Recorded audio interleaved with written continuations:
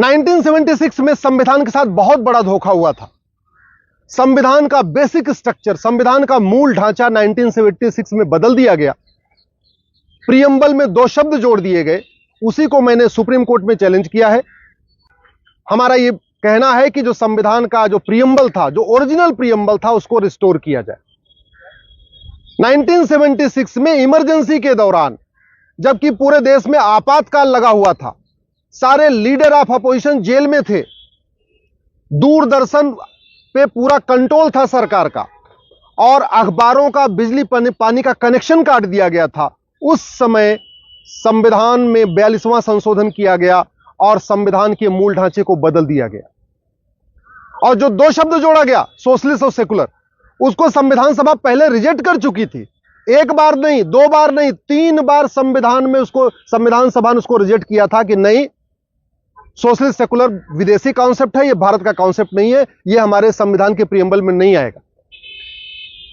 पहली बार जो प्रियम्बल के ऊपर चर्चा हुई थी वो हुई थी 13 दिसंबर 1946 को। पूरी चर्चा हुई लेकिन कंक्लूजन नहीं निकला। 22 जनवरी 1947 को प्रियम्बल पे दोबारा चर्चा हुई और पूरी चर्चा हुई। उसके बाद एक मत से प्रियम्बल को एक्सेप्ट किया गया, वो प्रियम्बल जो 1976 तक भारत के संविधान का हिस्सा था।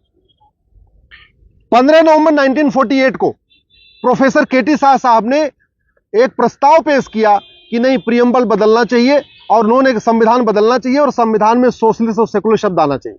उन्होंने कहा कि अगर प्रियम्बल में सोशलिस्ट सेकुलर नहीं आ सकता है तो आर्टिकल 1 में सोशलिस्ट सेकुलर फेडरल आना चाहिए। पूरे दिन चर्चा हुई, संविधान सभा ने उसको रिजेक्ट कर दिया कि आर्टिकल 1 जहां इंडिया दैट इज भारत लिखा हुआ है वहां पे सोशलिस्ट सेकुलर फेडरल नहीं आएगा। 3 दिसंबर 1948 को प्रोफेसर केटी शाह साहब ने दोबारा एक प्रस्ताव पेश किया और उन्होंने कहा कि प्रियम्बल में नहीं आ सकता सोशलिस्ट सेकुलर, आर्टिकल 1 में नहीं आ सकता सोशलिस्ट सेकुलर, कोई बात नहीं, आर्टिकल 18 में सोशलिस्ट शब्द आना चाहिए। फिर चर्चा हुई संविधान सभा में और एक मत से उसको फिर रिजेक्ट किया गया। 6 दिसंबर 1948 को संविधान सभा में फिर चर्चा हुई।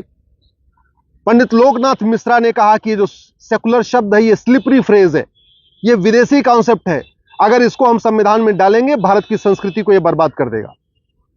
एचवी कामत साहब ने कहा कि धर्म अलग होता है, रिलीजन अलग होता है, धर्म का सेकुलर से कोई लेना देना नहीं, इसलिए यह सेकुलर शब्द नहीं आना चाहिए। 17 अक्टूबर 1949 को फिर चर्चा हुई इस प्रियम्बल के ऊपर और फाइनली एक मत से संविधान सभा ने प्रियम्बल को एक्सेप्ट किया और वो प्रियम्बल एक्सेप्ट किया जो 1950 से लेके 1976 तक, 1976 तक, यानी इमरजेंसी के दौरान बढ़िया काम करता रहा, कहीं कोई दिक्कत नहीं आई, उससे देश आगे बढ़ता रहा। 26 नवंबर 1949 को हमारा संविधान पूरा हो गया। संविधान सभा, इससे हम 26 नवंबर को हम संविधान दिवस मनाते हैं। 24 जनवरी को राष्ट्रगान अडॉप्ट हो गया। 25 जनवरी को संविधान सभा भंग हो गई। ध्यान रखिए, ये जो संविधान बनाया गया ये किसके द्वारा? संविधान सभा के द्वारा। और वो कब भंग हो गया? वो 25 जनवरी 1950 को भंग हो गया, यानी 76 में संविधान सभा थी ही नहीं। 26 जनवरी 1950 से हम रिपब्लिक डे मनाते हैं। 1967 में सुप्रीम कोर्ट का गोलकनाथ केस का फैसला आया जिसमें सुप्रीम कोर्ट ने कहा कि संविधान के बेसिक स्ट्रक्चर को कोई भी सरकार नहीं बदल सकती। और बेसिक स्ट्रक्चर का मतलब डेमोक्रेसी, बेसिक स्ट्रक्चर का मतलब equality, justice, liberty, fraternity, basic structure का मतलब सोवरेंटी।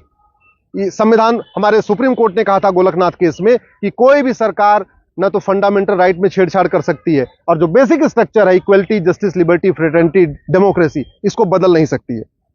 1971 में जैसे ही इंदिरा गांधी को 352 सीट मिली, उन्होंने गोलकनाथ केस को पलटने के लिए 24वां संविधान संशोधन पेश कर दिया। 1973 में एक हिस्टोरिक जजमेंट आया जिसको केशवानंद भारती केस कहते हैं। 1973 में उस समय सुप्रीम कोर्ट में टोटल 13 जज होते थे और केशवानंद भारती केस को 13 के 13 जजों ने एक साथ सुना था। और उस समय मेजॉरिटी का जो फैसला यही था कि हां, जो बेसिक स्ट्रक्चर है इसको छेड़छाड़ नहीं किया जा सकता। और बेसिक स्ट्रक्चर का मतलब वो शब्द जो प्रियम्बल में है, वो क्या है? Democracy, sovereignty, social, economic, political justice, liberty of thought, equal opportunity, equality, dignity, ये बेसिक स्ट्रक्चर है हमारे प्रियम्बल में जो लिखा हुआ है। इसका मतलब संविधान में संशोधन तो हो सकता है लेकिन संविधान का जो गोल है, जो प्रियम्बल में लिखा हुआ है, संविधान का जो मूल ढांचा है जो प्रियम्बल में लिखा हुआ है, संविधान का जो बेसिक स्ट्रक्चर जो प्रियम्बल में लिखा है, उसको छेड़छाड़ नहीं कर सकते। इसका मतलब प्रियम्बल को नहीं बदल सकते। लेकिन जैसे ही इंदिरा गांधी ने इमरजेंसी लगाई 25 जून को, उसके बाद उनका दिमाग इस पे बदलने पे लगा रहा। लोकसभा का जो टेन्योर था वो मार्च 76 में पूरा हो चुका था, याद रखिएगा। लोकसभा का टेन्योर मार्च 76 में पूरा हो गया और दिसंबर में संविधान का बेसिक स्ट्रक्चर बदला गया। सवाल यह है, आखिर अधिकार मिला कैसे? संविधान सभा जिसने इस संविधान को बनाया वो 1950 में खत्म हो गई। लोकसभा का कार्यकाल मार्च 76 में खत्म हो गया। 1 साल का जो टेन्योर बढ़ाया गया, उसको भी जो टेम्परेरी टेन्योर बढ़ाया गया लोकसभा का, वो केवल काम चलाने के लिए था, कोई संविधान में संशोधन करने के लिए नहीं था। सुप्रीम कोर्ट ने 24 जून को जो फैसला दिया था इंदिरा गांधी को, एक तरीके से उनको कार्यवाहक प्रधानमंत्री का उनको अवसर दिया था। 12 जून को इलाहाबाद हाई कोर्ट ने इंदिरा गांधी का जो चुनाव था उसको रद्द कर दिया। इंदिरा गांधी के ऊपर चुनाव लड़ने पे 6 साल का बैन लगा दिया। इंदिरा गांधी सुप्रीम कोर्ट आई। 24 जून को सुप्रीम कोर्ट का फैसला आया, लेकिन सुप्रीम कोर्ट ने इलाहाबाद हाई कोर्ट के फैसले पे कंप्लीट रोक नहीं लगाई, पूरी तरीके से उसको उस पे स्टे नहीं दिया। सुप्रीम कोर्ट ने कहा कि ठीक है, आप प्रधानमंत्री बने रह सकती हैं, लेकिन आप कोई महत्वपूर्ण निर्णय नहीं ले पाएंगे। लेकिन 24 जून को सुप्रीम कोर्ट का फैसला आता है और 25 जून को राष्ट्रपति से कह के पूरे देश में इमरजेंसी लगा दी जाती है। इमरजेंसी लगाते ही देश के सभी प्रमुख नेताओं को जेल में डाल दिया जाता है। दूरदर्शन को पूरी तरीके कंट्रोल कर लिया जाता है। उस समय एक ही न्यूज चैनल था दूरदर्शन, बाकी कोई न्यूज चैनल था नहीं। अखबारों पे पूरी तरीके से बैन लगाने की कोशिश की जाती थी। जो अखबार इंदिरा गांधी के खिलाफ लिख रहे थे, उनका बिजली पानी का कनेक्शन काट दिया जाता था। बहुत सारे अखबार तो ऐसे थे कि जो बेचारे किराए का जनरेटर लेके अपना अखबार छाप रहे थे। ऐसी स्थिति में दिसंबर 76 में संविधान का मूल ढांचा बदला गया। इसीलिए मैंने सुप्रीम कोर्ट में पीआईएल फाइल किया है। और मूल ढांचा तो बदल दिया, लेकिन प्रियम्बल की डेट नहीं बदली। प्रियम्बल में जो डेट है वो आज भी 26 नवंबर 1949 लिखा हुआ है। सोचिए कितना बड़ा धोखा, कितना बड़ा फ्रॉड हुआ है। प्रियम्बल बदला गया है दिसंबर 76 में और प्रियम्बल पे डेट पड़ी हुई है नवंबर 1949 की। इतना बड़ा फ्रॉड हुआ है। न लोकसभा थी, न संविधान सभा थी। इंदिरा गांधी उस समय कार्यवाहक प्रधानमंत्री थी। सुप्रीम कोर्ट ने 24 जून 1975 को कह दिया था कि आप रहिए प्रधानमंत्री, लेकिन आप कोई महत्वपूर्ण निर्णय नहीं ले पाएंगी।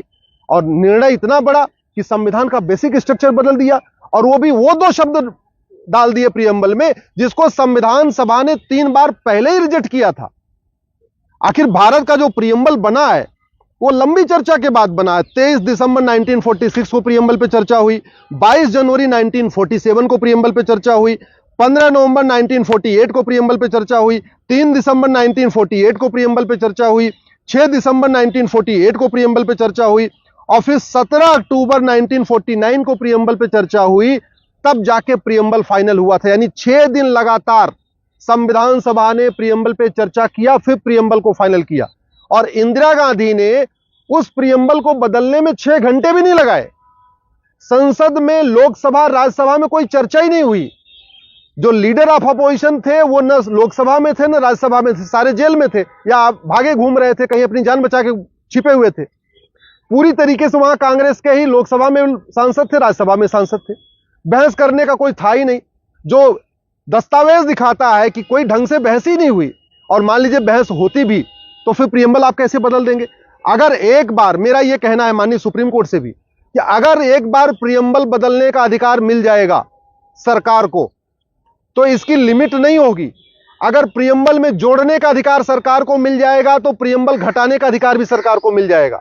अगर सोशलिस्ट और सेकुलर शब्द जोड़ने का अधिकार सरकार को मिल जाएगा तो डेमोक्रेसी निकालने का भी अधिकार मिल जाएगा, सोशल जस्टिस निकालने का अधिकार मिल जाएगा, इक्वलिटी निकालने का अधिकार मिल जाएगा, लिबर्टी निकालने का अधिकार मिल जाएगा। भाई अगर प्रियम्बल में कुछ जोड़ने का अधिकार सरकार को मिला, इसका मतलब घटाने का अधिकार मिल गया। अगर संशोधन करने का अधिकार मिला तो केवल जोड़ने का अधिकार नहीं मिला, घटाने का भी मिल गया। कल को किसी सरकार को मान लीजिए 400 सीट मिल जाती है वो कहेगा भारत में लोकतंत्र नहीं रहेगा, डेमोक्रेसी निकाल देगा। फिर क्या होगा?